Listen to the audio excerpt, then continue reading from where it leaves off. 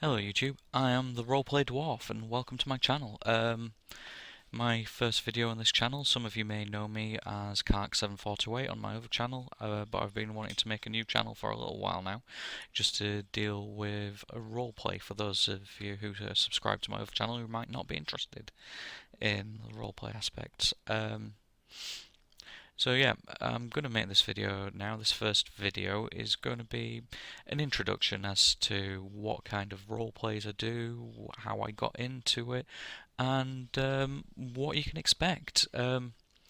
So first got into roleplay. I think my first ever experience of roleplay was on internet forums. It was text-based roleplay. I grew up in a fairly small community. Didn't really know any role players growing up, and so I was late to get into the real roleplay scene. Well, what I call the real roleplay scene. Um, so about the age of 15, 16, I got into text-based roleplay on chat rooms and forums. And for any of you who don't know what text-based roleplay is, it doesn't really have GM. You've got a overlying storyline. So this one was set in I think it was near future setting. It was a long time ago. I can't remember exactly. It was a near future setting. The Everything was owned by this enterprise that was a evil enterprise, and we were a group of individuals in the setting using both classical and classical, modern, and near future style weapons, as well as some people had magical powers, some people had what you'd probably call Dragon Ball Z style chi attacks and stuff like that. Basically, it wasn't limited by a character creation. You had an idea of what your character was in your mind and what your character's skills and capabilities were. You had no character sheet or anything like that. And then you'd launch yourself into the world. You'd mainly talk to these people, interact with them, which on a forum is easy, and then if it when it came down to combat, which it more often than not did, you'd describe what your character was doing. It was a very descriptive way of doing things, which I do like. It may have gone a little far. Um, it was said to me some years later when I was telling people that I was into text-based roleplay. It's like, is that the one where the wind changes direction in every scene?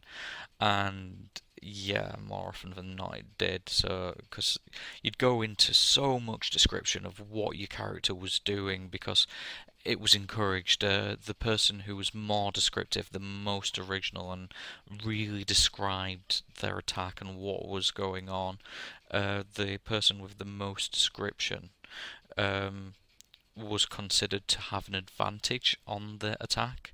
If somebody just put "I block" when somebody had put something like, as I stand there, the wind coming from the north, ruffling the grass. You could hear the trees rustling in the distance, rifling my hair. My coat flapped out behind me as I slowly drew my sword from its scabbard. Pushing off from my back foot, I launched myself across the grass plain at my opponent, raising my sword up above my left shoulder, striking down towards his shoulder, aiming to cleave him in twain. The real descriptive stuff that you get from a lot of these GMs who um, really like the descriptive stuff in the GMs. A lot of players I know get that descriptive with their attacks as well. But yeah, it was a lot of description, rules light, and I didn't really stick with it. It was very cliquey, the thing I was part of, and I didn't like that. So when at the age of 18, I went to university. My next experience with the world of roleplay wasn't, as you might expect, tabletop roleplay. It was LARP. And I have been a live action role player on and off since the age of 18. I still LARP now. Um, I don't have the disposable income or the funds to be able to afford my own LARP gear, so unfortunately I'm not going to be able to get any LARP gear out and show you. I do have some weapons, but we'll leave that for a later video. I mean actual replica weapons, not LARP weapons. These weapons certainly aren't LARP safe. I've got scars on my hands from where I made a stupid mistake and picked up a sword by the hilt before I picked it up by the scabbard. And I've never made that mistake again since.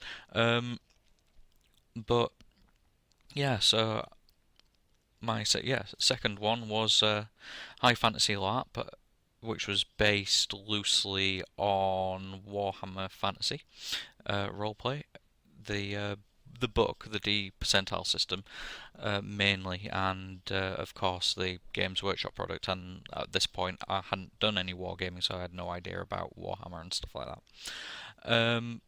Yep, really enjoyed that. I was a half ogre and running around with a massive two-handed LARP sword. I had a whale of a time with it, and yeah, that was my next step into LARP, into roleplay. I did a few LARP systems. I did one that was based on it was a cyberpunky paranoia with a lot of cult references in it as well, so that was a lot of fun as well. Um, and the third one I played as well, because I was playing three at the time, was one that was based on Vampire the Masquerade, but it wasn't. It was called Daughters of Twilight, but it didn't use the Met system, because I've heard the Met system for a live action vampire roleplay is a massive pile of shite and isn't worth the paper it's printed on. I don't know, I've never played it, but I'm just going off the reviews that I've heard of it. Anyways, through getting into LARP and meeting people, making friends through LARP, I obviously got introduced to tabletop gaming from there. And my first game, as I imagine a lot of people's first game who were introduced to tabletop gaming, was Dungeons and Dragons. My first one was 3.5 ed. I came in at 3.5. Well, I came in at the bridge between 3rd ed and 3.5, which a lot of people did say was just essentially a reprint to sort out the spelling mistakes. I mean, I didn't have a proper read of 3rd ed. I've got 3.5. It's the only one I've really played. I'd not played 2nd ed, and I refuse to go anywhere near 4th edition. But then after that, I got into tabletop wargaming, and yet again with tabletop wargaming, I imagine I got into it the same way a lot of people who get into tabletop gaming get into it, and I play Warhammer. Games Workshop products. Warhammer 40,000 was my first one, and then obviously later Warhammer Fantasy. Never got into Lord of the Rings. I've always wanted to get into the more specialist games, but never really had the money to branch out and do it. I've not tried any of the other tabletop war games. Yeah, again, money issues, but would like to. So if there's any suggestions out there of any rules I should look at, feel free. Back to tabletop wargaming later on. Like I say, mainly stuck to 3.5. Dungeons and Dragons later on. I ran a game of Warhammer Fantasy, tabletop. The roleplay system, the D percentile one, not the current edition, the last edition of it. I've not looked at the current edition again. I've also run Dark Heresy, and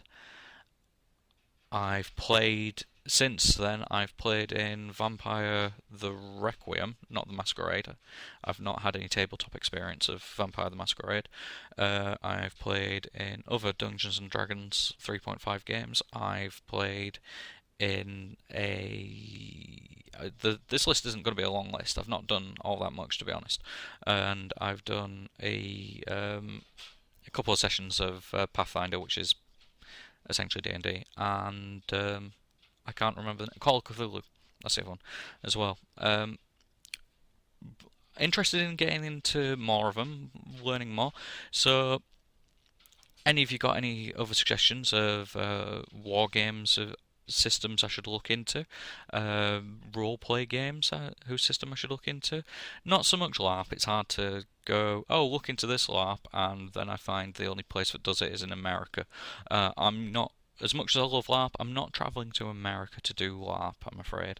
And yeah, if there's any other suggestions, I mean, yeah, I forgot to mention I do board games as well. I've played a lot of various board games.